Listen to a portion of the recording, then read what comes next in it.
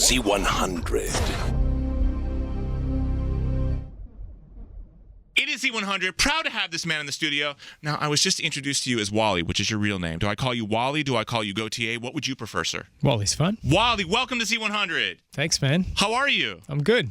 Did you ever in a million years while recording Making Mirrors ever think that, you'd cross over to pop music and you'd be sharing the stage with such artists like, Lady Gaga, Nicki Minaj, Justin Bieber with your music? Sometimes I do like to imagine myself in a coat of meat, but no, not while making this record did I imagine that happening.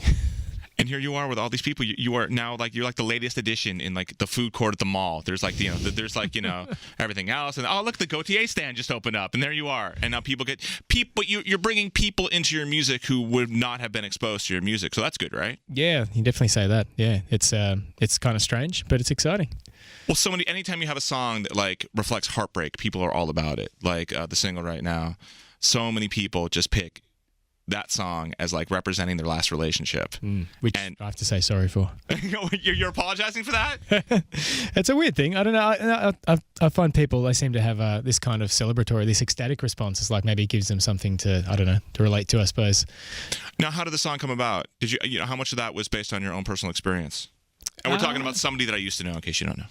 It's a combo of memories of different relationships, really. As with most of my tracks, it's actually musical things. Usually, it sort of trigger some sort of emotional response, and then the lyrics go from there. Mm-hmm. So, really, the first line, was written in a very linear fashion.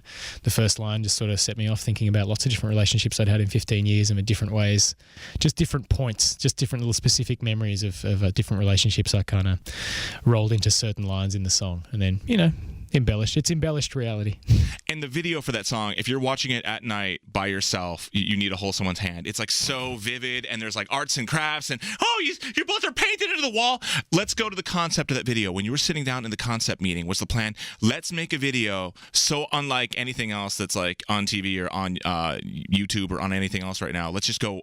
Did you want to just go way out there? Because just by looking at the album, it looks like you were an art major. Did you go to college for art, or let's look at the background, because it looks like it's actually a painting of my dad's.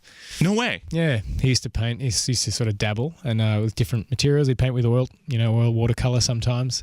And this piece was actually sort of discarded. I discovered it amongst some old newspapers and letters. A few years ago. It was probably painted 20 years earlier. Wow. And I kind of appropriated it, did some photoshopping to it, tweaked it a little bit, and this is like the Antiques Roadshow version of album covers. All of a sudden you dug it up, and how much would you think this is worth? Oh, I don't know, an album cover. Wow. So your dad you came from this artistic background, so you weren't going to go and sell insurance. It had to happen where you went and did these things. I do remember a high school maths teacher who was very keen that I consider something like actuarial studies. Some sort of. What is that? I don't know what that is. I believe it's analyzing the financial realities of large companies and financial forecasts, things like that. This happens all the time when we have an artist coming in here. It's like, okay, what were you told to be in high school, and what are you now? And it's like you want to go back to your high school and go, look at me, but you're not the kind of guy. I don't think you're bitter like that to go back and want to do that.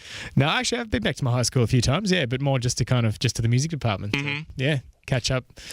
Is it sad when you hear about public schools and the music funding is always the first thing that gets cut? That's got to bother you. Yeah, that is a bummer. I think it sort of it doesn't recognize the fact that there's a lot of cross-pollination between things like mathematics, language, and more drawing, painting, music, things like that. They all enhance each other. So it's a shame when those things go first.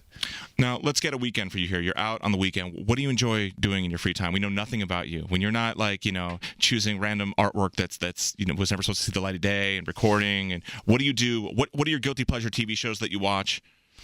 I've been pretty into Breaking Bad, I've got to say. Yeah? Smashed through those seasons. Yeah, nice. Can't wait for season 5 to come out. Nice. So you basically sat at home and Netflixed the entire thing all weekend and just saw it. You went on a binge. Just about. Me and my girlfriend have just got into downloading TV shows in the last year. So it's been a new thing for us, the temptation to just watch 5, 6, 7 episodes in a row.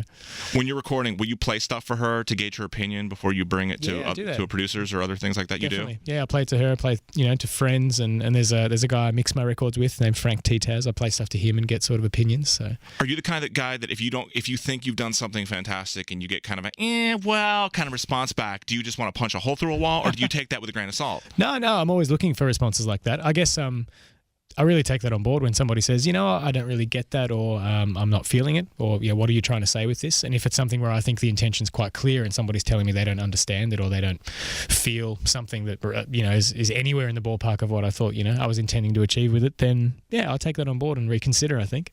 You only get so many tracks you can put on an album, and eventually you can put out bonus stuff on iTunes or whatever else. But when going through and deciding, okay, I'm going to have this many songs, but okay, these have to be taken out. Is it like a painful, like you're just, you know, taking off and leaving your children on the side of the road kind of feeling? No, it wasn't like that at all. It's more like a puzzle. It's a puzzle. You know, you don't have any reference. There isn't some cover of a cardboard box to match it up to. It's a puzzle you make as you go along and sort of work out whether the pieces fit. So there were some songs I worked on probably harder than some of the tracks on the record, like months, that I was sure they were certainly going to go in the track list, and they ended up being cut at the end. So just because they didn't sort of fit with all the other material. Is there a hidden journey or theme to the album that a lot of people might not realize that you had in mind?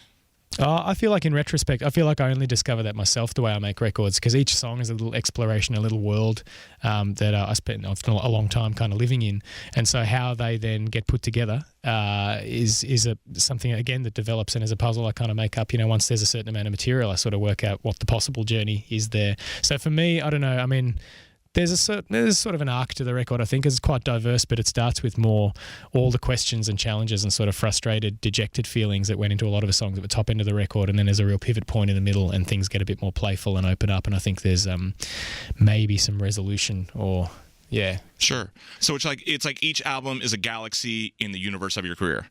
You could say that. I almost got as deep as he did in this record. Almost got as deep as Gotye here. Amazing. Wow. Well, it's a pleasure to have you at Z100 and keep making music that people relate to. And it's great. And the best thing about this album is this thing's been out forever, right? How long's it been out, Making Mirrors? It came out in Australia in August last year, but, you know, it only came out here in the States a month ago.